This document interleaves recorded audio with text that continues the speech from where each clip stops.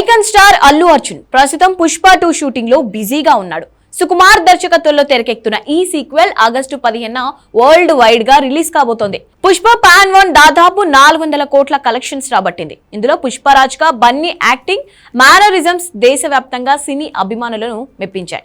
దాంతో పుష్ప సీక్వెల్ పై pan Indian లెవెల్లో భారీగా అంచనాలు నెలకొన్నాయి. ఇక దీని తర్వాత బన్నీ కాలీవుడ్ డైరెక్టర్ అట్లీ కాంబోలో ఓ మూవీ సెట్ అయినట్లు జోరుగా ప్రచారం జరుగుతోంది.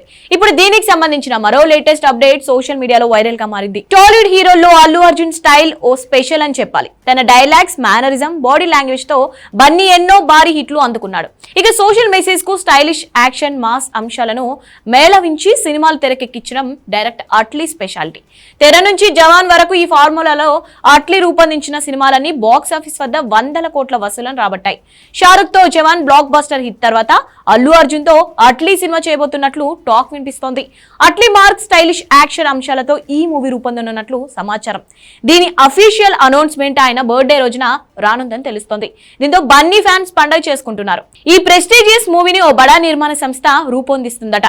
స్టార్ నటి కీర్తి సురేష్ ను హీరోయిన్ గా ఫిక్స్ చేశారని అంటున్నారు. అంతేకాదు సీనియర్ హీరోయిన్ త్రిష ఓ కీలక పాత్రలో కనిపించనున్నట్లు వార్తలు వినిపిస్తున్నాయి. ఈ పాన్ ఇండియన్ మూవీ కోసం అట్లీ 60 కోట్ల రెమ్యునరేషన్ అందుకోనున్నట్లు తెలిసింది.